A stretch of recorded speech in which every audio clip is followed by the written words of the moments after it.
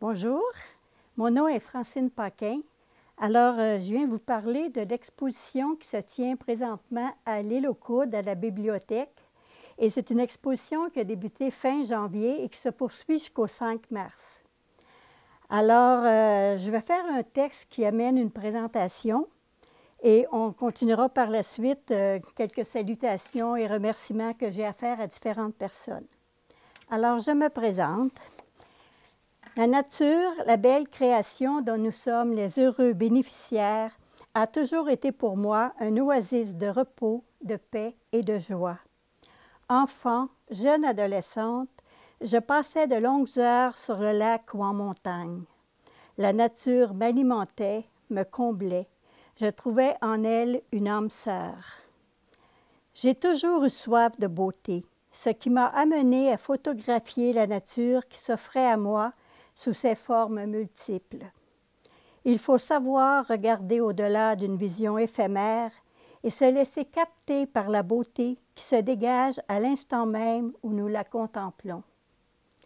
Dès mon jeune âge, l'écriture fut ma compagne la plus fidèle.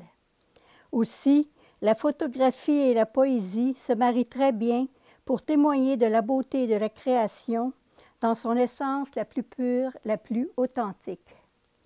L'exposition résulte de cette union photo et poésie. Aussi, chers amis, c'est avec beaucoup de joie et d'émotion que je vous en partage les fruits. Puisse cette exposition ravir vos yeux et votre cœur. Ayant un amour profond pour Dieu, je demeure dans l'action de grâce, remerciant notre Père Créateur pour tant de beauté et de bonté, offertes avec tant de gratuité. Je vous remercie de votre présence. Alors, avant d'aller plus loin, je veux saluer et remercier, disons, les bénévoles qui ont fait un si beau travail pour l'exposition, mettre ça sur ici des endroits là, où que c'est vraiment accessible et qu'on peut voir un petit peu, on peut voir les cadres. Et particulièrement, bon, Madame Claudine Ovington, et tous ces bénévoles qui ont fait ce merveilleux travail. Je veux également remercier Mme Ginette Claude, qui, en tant que conseillère à la mairie, a innové elle-même ses expositions et vernissages à la bibliothèque de l'île. Les photos et poésies sont sur place. Il y a aussi, disons, que vous pouvez voir, j'ai des œuvres littéraires que j'ai laissées ici, qui sont aussi accessibles aux visiteurs. Alors, il y a une chose aussi avant d'oublier, parce que ça m'est arrivé, si quelqu'un veut avoir une photo, un cadre dont c'est déjà parti, ça a été vendu, vous pouvez à ce moment-là m'avertir, vous marquez votre nom et le numéro de téléphone, comme le font les personnes qui achètent un cadre, afin que je reproduise et que je vous offre la même photo que vous désirez. Alors, pour continuer, j'ai pensé de vous lire une poésie qui a été écrite suite à une photo, la photo que vous voyez là-bas, qui est une photo de la Lune dans le noir, mais qui, avec la Lune, ressort dans la lumière.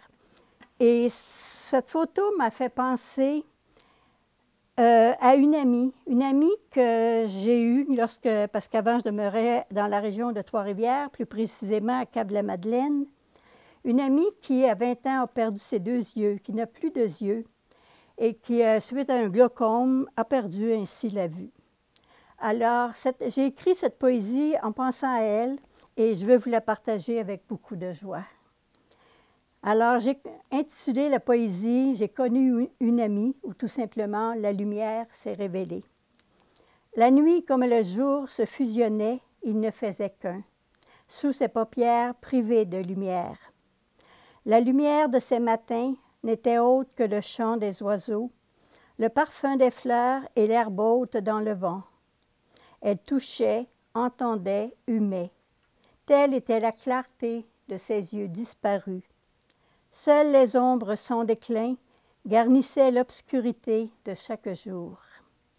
Elle a marché dans la vie, trébuchant sur ces ombres intouchables. Ces matins, ces soirs ont trempé dans ses larmes. Mais au creux de ses ombres, une lumière s'est levée, balayant ses peurs, chassant les ténèbres de ses yeux absents, couverts de prothèses. En son cœur, elle a vu ce que des voyants ne voient pas. Elle s'est vue regarder et aimer, alors elle a vu la beauté. Comme des étoiles scintillantes dans un ciel obscur, la vie a éclaté au cœur de la mort. Son parcours éclairé, elle a regardé la lumière et la lumière s'est révélée. Son Dieu a illuminé son chemin, plénitude de joie. À l'intime de son âme, elle a vu la lumière. Alors, c'est un, comme je vous dis, c'est un poème que j'aime beaucoup. Je l'ai offert à cette amie et elle en a fait un CD. Puis, je pense que c'était pour elle un beau cadeau et pour moi aussi de pouvoir le partager avec elle. Peut-être, avant d'aller plus loin, il y a peut-être une poésie que je pourrais faire présentement, vu que nous sommes à l'île aux Coudes et que le soleil de l'île aux Coudes m'inspire beaucoup. Et je veux vous dire en passant aussi que moi, je demeure près du côté de l'eau. Alors, j'ai le bonheur, où je suis située, j'ai le bonheur de voir les couchers de soleil de ma maison même. Alors, souvent, je n'ai pas besoin d'aller très loin pour voir ces cadeaux de la nature qui s'offrent à moi tous les jours. Alors, c'est dans ce contexte que je vais vous lire « Soleil de l'île aux Coudres ». Soleil de l'île aux Coudres, couché sur la mer, aux multiples beautés de tes rayons tu fais naître une myriade de diamants que nos yeux émerveillés contemplent dans la douce brise d'un soleil couchant. La beauté du paysage laisse en ma mémoire un souvenir inoubliable, où j'écoute au silence de mon cœur le murmure caressant de tes vagues bleutées. Merci de nous recevoir, c'est bien. Plaisir, ça fait bien plaisir. Et là, bon, c'est un beau parcours que vous avez depuis, que vous avez découvert la poésie et la photo. Comment ça vous est venu? Puis bon, on a entendu dans votre présentation que, bon, depuis le jeune âge, vous contemplez, vous avez cette facilité-là, que, bon, c'est pas tout le monde qui a ça, mais comment vous avez développé l'art parmi ça? Je peux même pas dire que je l'ai développé surtout au niveau de l'écriture, parce que comme ceux qui me connaissent, puis connaissent mon écriture, ils savent, c'est vraiment un cadeau du ciel. Pour moi, c'est un don. Même lorsque j'étais adolescente, jeune adolescente, je me souviens très bien, je me réveillais la nuit pour écrire à la lueur de la lune, tellement j'avais besoin d'écrire. Et par la suite, je me rendormais, pareil, comme si j'avais pris un bon somnifère, et je dormais ensuite. Alors, c'est sûr qu'au départ, avant tout, je peux m'identifier en tant que poète, poétesse, si on veut. C'est évident que j'ai écrit aussi des articles dans différentes revues. Bon, j'ai écrit sur différents sujets. Alors, c'est quand même un champ pour moi qui est assez large. Mais c'est sûr que pour moi, la poésie, ça vient... parce que la poésie, c'est tout universel. C'est comme la musique. Hein? Alors, c'est quelque chose qui vient de l'intérieur. Tu n'écris pas une poésie avec ta tête. Pour moi, en tout cas, là, je parle pour moi. Puis je pense que ceux qui écrivent aussi le savent. Quand tu écris de la poésie, c'est quelque chose qui part de l'intérieur.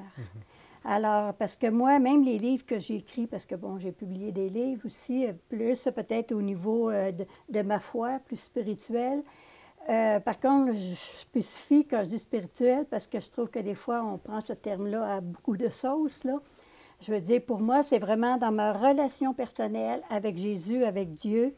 Et pour moi, quand j'écris, et que c'est sûr comme les livres que j'ai faits ou les textes, comme c'est dans ce sens-là, je vous dis c'est un don, c'est un cadeau, ça me vient tout d'un coup. Je l'écris tout d'un coup. Tu sais, jamais je vais me dire, bien là, je vais écrire là-dessus ou non, à un moment donné, c'est clair, c'est là, ça vient, puis comme une illumination. Je le ponds, comme on dit, là, comme une petite poule. Alors, c'est ça. Et côté photo, c'est la même chose. La même chose dans le sens que, comme je le dis un peu dans la présentation, moi, en tout cas, surtout, même, je peux dire, depuis que je suis à Lille, puis c'est sûr que c'est pour moi un cadeau. J'ai une maison qui je suis à location, mais je veux dire avec une propriétaire en art, chez Grand Choyer. Et à ce moment-là, j'ai devant moi les beaux couchers de soleil. J'ai même pas besoin, comme il m'est arrivé le premier hiver, vous allez, ceux qui viendront verront aussi, il y a une poésie, pas une poésie, excusez, une photo. On m'a dit par la suite que c'est un phénomène rare qui arrivait avec le soleil. J'ai vu le soleil se défaire en long et en large avec le ciel, la boule jaune dans le ruisseau. Ouais. Et j'avais les pieds dans la neige. Je me suis gelé les orteils pour prendre au moins une vingtaine de photos. Tu sais. Alors, puis je ne suis pas loin du phare, du chemin du phare. Je ne suis pas loin non plus de l'îlet. Alors, puis comme la végétation, la nature change continuellement, je veux dire, c'est toujours une découverte, un émerveillement. Alors, j'ai beaucoup de plaisir à prendre des photos. Ouais. C'est sûr, j'en ai pris aussi plus jeune, j'en ai pris ailleurs parce que j'ai toujours aimé la nature. Par contre, je ne sais pas si je peux faire cette petite parenthèse-là, mais comme moi, j'ai vécu en Italie aussi, là où on appelle les neiges éternelles. Alors, j'ai des photos des neiges éternelles, des montagnes qui sont une merveille aussi, tu sais. Alors, c'est sûr que quand on se sent comblé à ce niveau-là, quand ça nous alimente, je pense que c'est un cadeau, puis c'est à nous de le développer et de le partager. La dimension du partage est beaucoup importante pour moi. Que tout le monde a des cadeaux, tout le monde a des talents, tout le monde a des choses à donner, à vivre, à partager avec les autres. Puis ça, pour moi, c'est important que...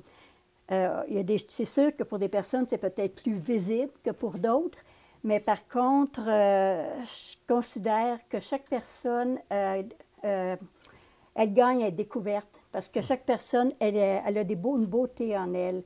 D'abord, on est créé à l'image de Dieu, et cette dimension-là, elle existe en chaque personne. C'est pas toujours voyant au premier coup d'œil, mais c'est là qu'en découvrant la personne, qu'on voit qu'elle a des belles choses à donner, qu'elle a des affinités, qu'elle a des talents. Ça peut être quelqu'un... Moi, dans la couture, là, je vaux rien. J'ai déjà dit à une amie, j'ai mieux écrire un livre que réparer une paire de bas. Alors, tu sais, je veux dire, il y en a qui sont très bons en cuisine, il y en a qui vont faire de la peinture.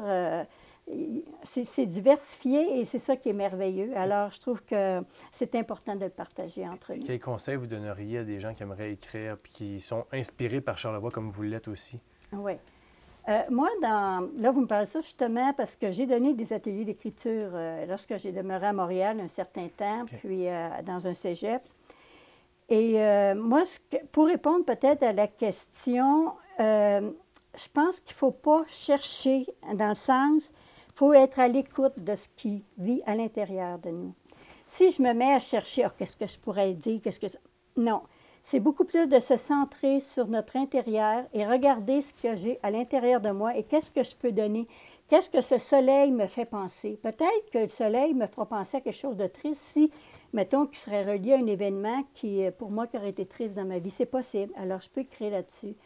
C'est un moment d'émerveillement. Si c'est tout simplement... peut-être que j'aimerais mieux l'aimer, puis je n'arrive pas à l'admirer comme je voudrais, bien ça aussi, je peux l'écrire. Ouais. C'est d'être à l'écoute de ce que je suis à l'intérieur par rapport à la nature qui s'offre à moi. Intéressant.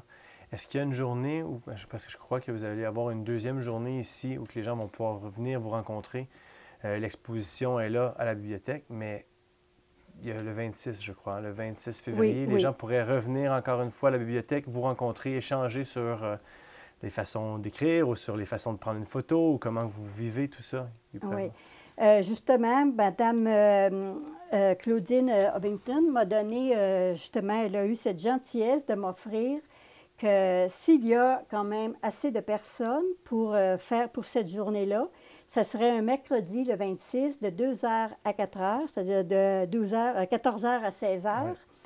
Et à ce moment-là, ça permettrait justement aux personnes de visiter l'exposition.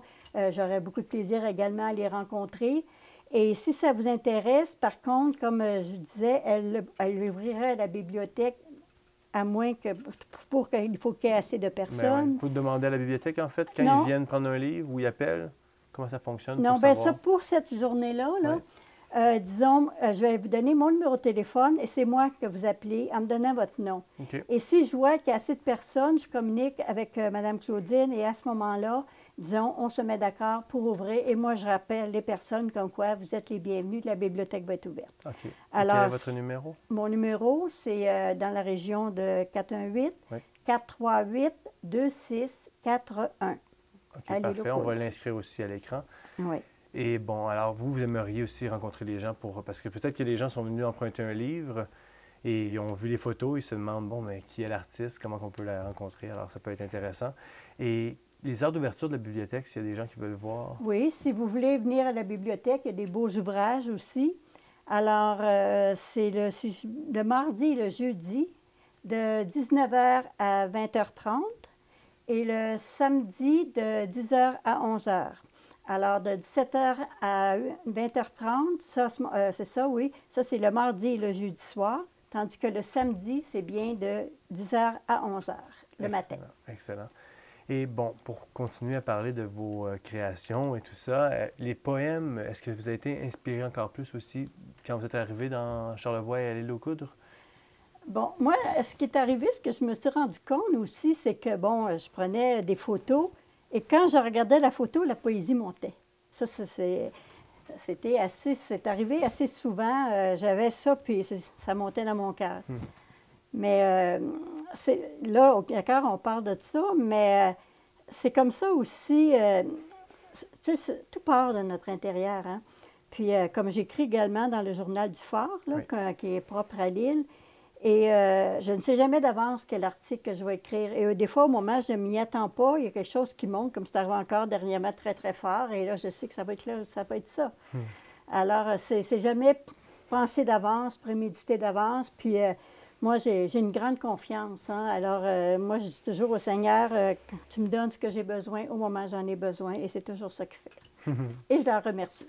Oui, c'est quelque chose qu'on peut ressentir aussi en regardant les photos. Est-ce que c'est quelque chose qu'on veut transmettre aux gens, cette énergie-là, de la nature ou de quelque chose de plus puissant? Moi, je pourrais dire, en tout cas, moi, ce que je ressens à travers ça, c'est que autant comme quand tu écris une poésie ou quand tu fais une photo, il y a pas pour moi, en tout cas, c'est pas une analyse à ce moment-là. Je le fais parce que je l'aime, je la ressens, elle est belle, ça me parle. Par contre, souvent, après, quand je la vois, surtout comme je disais tantôt, la nature est tellement diversifiée. J'ai des photos, ben, je vais vous donner un exemple. Là. Je me souviens le chemin du phare il y a 2 ans. J'avais pris beaucoup, beaucoup de belles photos d'automne avec un genre de feuillage particulier. Je suis retournée l'année suivante, je n'ai rien retrouvé de ce que j'avais vu l'année précédente. Alors, c'est ça, disons. Mais par contre, comme je vous disais, quand on fait la photo, c'est parce qu'on l'aime, elle nous parle. Par la suite, oui, je pense que mais ça, c'est propre à chaque personne. Parce que 2 personnes vont regarder la même photo, ils ne verront pas nécessairement la même chose. Puis je pense que pour la peinture, c'est un peu la même chose aussi. On voit aussi beaucoup à partir d'abord de notre état d'âme en ce moment-là et aussi de ce que nous sommes. Ouais. Alors, je peux regarder, 2 personnes vont regarder la même photo et ne ressentiront pas ou ne penseront pas de la même manière. Alors ça, je pense que c'est propre à chaque personne. Et pour moi, oui, il y a une énergie, il y a quelque chose de... Parce que pour moi, la photo, la nature, c'est vivant. C'est vivant, ça, tout le monde le sait. Et c'est très fort, la vie dans la nature. On a juste à regarder tout ce qui pousse à travers le ciment, l'asphalte. C'est merveilleux de voir la force de la nature. C'est sûr qu'il y a une belle énergie de vie dans la nature. Ça, c'est évident. Et avec toutes ces belles paroles-là, est-ce qu'on peut vous voir ou est-ce que vous avez des projets pour qu'on vous voit un peu plus à la grande échelle?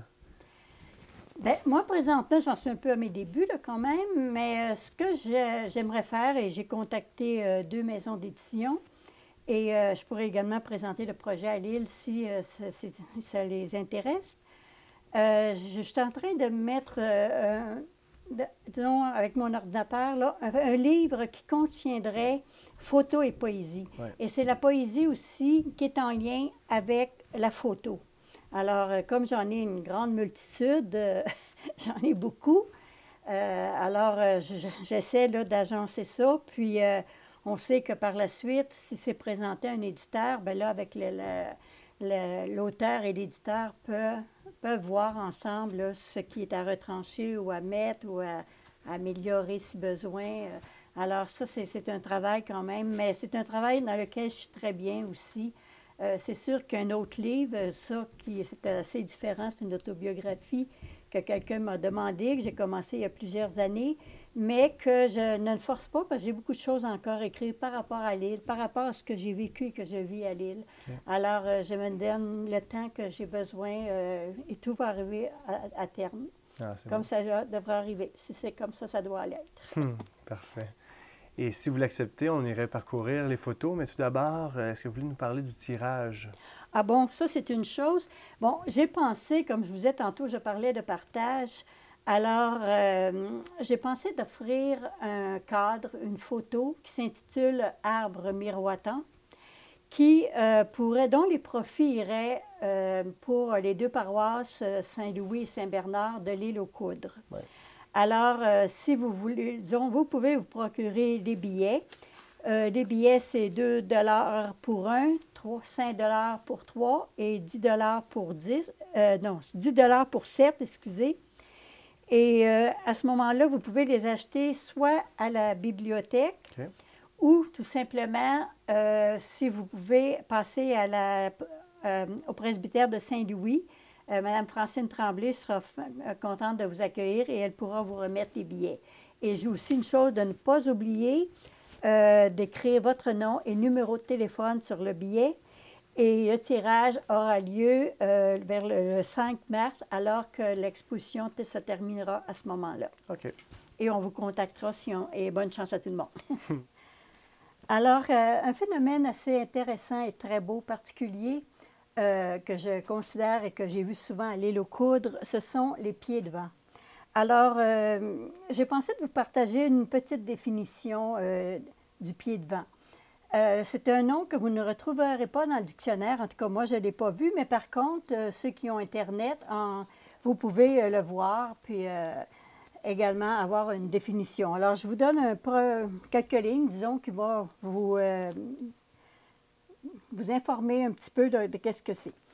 Un pied de vent est un acadianisme du Québec désignant les rayons du soleil qui passent entre les nuages vus à contre-jour, rayons qu'on perçoit alors comme un faisceau lumineux dans le ciel ou comme une douche de lumière. Le plus souvent, ces faisceaux lumineux partent des nuages et descendent jusqu'à la mer ou l'horizon avec un angle apparent variable, mais ils peuvent aussi monter au ciel lorsque le soleil est très bas. Alors, ça vous donne un premier aperçu et si les personnes intéressées, vous pouvez aller voir. Alors, on en dit un petit peu plus long aussi, entre autres, ce qu'il y en est pour les îles de la Madeleine et ailleurs. Comme j'ai l'intention de vous lire un poème de l'hiver à l'île et qui représente également quelques photos ici, qu'on en a ici, on en a ailleurs également. Alors, je vais vous lire, pour vous partager un poème intitulé « L'hiver à l'île ». L'hiver à l'île est une oasis de couleurs, un décor qui se meut sans cesse, sous la mouvance du temps. À tout instant, les ciels se métamorphosent, nous découvrant leurs nouveaux visages. Alors que le froid nous gifle, un soleil couchant semble émerger de l'éternité. Ses feux brûlants baignent la mer. Ils se figent, se mirent comme en un miroir, sur les glaces étendues de toutes parts. Les marées nous guettent, puissantes dans l'afflux et le reflux des eaux. Basse marée, haute marée, basse marée, haute marée, alliées aux astres célestes, elles captivent et ravissent. Les paysages sans cesse renouvelés nous saoulent au contact de leur beauté. Les montagnes, la mer, le vent, la neige sont partie intégrante de notre vie. Un tapis de neige glaciale, un ciel aux diverses couleurs, le massif en ses longues pentes nous récite en douceur la beauté de l'île en hiver. Tout nous redit dans un souffle allongé le temps qui coule langoureusement, plein de richesses, de souvenirs précieux que les hivers ont perpétués dans le cœur des insulaires, dans le cœur des amants de l'île. Ici, on retrouve bon, un montage de photos. Il s'agit de coucher de soleil. Est-ce que vous pouvez nous en parler un peu? Oui, ce sont des couchers de soleil que j'ai pris de chez moi également, où j'ai voulu faire un montage sur ce tableau. Alors, comme vous pouvez voir, dernièrement, peut-être une petite anecdote, j'ai envoyé à une de mes sœurs qui est à l'extérieur cette photo dernièrement, et elle me répond tout de suite, « Il y a un ange sur ta photo, il y a un ange. » Alors, c'est le soleil, pas le soleil, mais le nuage, c'est-à-dire qui a une forme d'ange. Alors, j'ai voulu aussi, pour agrémenter un peu, disons, le cadre, j'ai écrit 2 pensées qui sont en lien également, comme vous allez voir, avec les soleils. Le soleil se couche sur nos joies, nos espoirs, mais il ne doit jamais se coucher sur nos colères, nos rancœurs. Que le mal fonde sur les chauds rayons solaires, que le bien s'amplifie dans la chaleur bienfaisante des cœurs. Alors, c'est ça, c'est comme je disais tantôt, chaque coucher de soleil, il est vraiment unique. Regardez, ce sont tous des couchers de soleil que j'ai pris très près les uns des autres, à des soirs différents, comme ce que vous voyez même au centre. C'est très diversifié. C'est vraiment un beau cadeau du ciel, que ces couchers de soleil que nous avons régulièrement. Ça revient un peu à ce que vous avez dit tout à l'heure sur, que d'une saison à l'autre ou d'une année à l'autre, on va un aperçu complètement différent du même endroit. Oui. Puis une chose peut-être aussi, comme ici, comme vous pouvez voir un peu en haut, c'est un arbre qui est près sur mon terrain. Et je me suis beaucoup amusée ici, vous le voyez un peu, mais je l'ai fait aussi avec d'autres photos. Je me suis amusée que lorsqu'il y avait le soleil, le coucher de soleil au fond, et de prendre des photos à ce moment-là aussi avec des branches. Ouais. Alors, il y a certaines photos qu'on peut voir quelque part. Ça donne la forme, comme j'en ai une entre autres, ça donne la forme d'un oiseau avec une feuille d'érable à l'intérieur. Alors, on peut jouer à ce moment-là. C'est vraiment de regarder et puis d'en prendre plusieurs et de choisir les meilleurs si on peut, mais c'est très diversifié. Alors, vous voyez ici aussi également, vous avez également quelques branches d'arbres qui sont là. Oui, différents points de vue, différentes profondeurs de champ, on la sent bien. Oui. Puis on peut se sentir même à la place où vous étiez, vu qu'on voit exactement, on se cache derrière les branches pour voir le coucher de soleil. Oui, alors je suis souvent dehors, là, quand il fait beau, les belles saisons, à prendre le coucher de soleil. Oui, on va aller vers l'automne maintenant. Oui, d'accord. Vous pouvez voir ici, vous reconnaissez certainement le chemin du phare, où les paysages d'automne sont très diversifiés. Alors, ce qui m'a inspiré plusieurs poésies de l'automne, et j'ai pensé vous en partager une, qui s'intitule « Symphonie d'automne ». Une symphonie de couleurs parcourt les bois. Chaque arbre fait entendre le son de sa voix. Les notes harmonieuses voltigent en chœur, le ciel joyeux se fait l'écho de leur bonne humeur. Un zéphyr chantonnant se glisse entre les ramures de ces arbres colorés aux plus nobles parures, cajolant tour à tour leurs feuilles gracieuses, il effleure les silhouettes de ces belles promeneuses. Comme une envolée d'oiseaux multicolores, entre ciel et terre, les feuilles recréent le décor. Les ailes déployées, elles se balancent, tissant entre elles une dernière danse. Dans leur descente, elles s'arrêtent ici et là, les feuilles légères au plumage délicat, caressant au passage les branches démunies sur lesquelles elles bâtissaient jadis leur nid. La symphonie de l'automne se poursuit, les arbres chantent leur hymne à la vie, peuplés de feuilles jaunes, rouges, oranges, bien fournis en leurs splendides branches, ornés de leurs plus beaux atours, ou dévêtus, nus à la lumière du jour, les arbres soumis au rythme croissant des saisons poursuivent sans relâche la symphonie de la création. Très beau.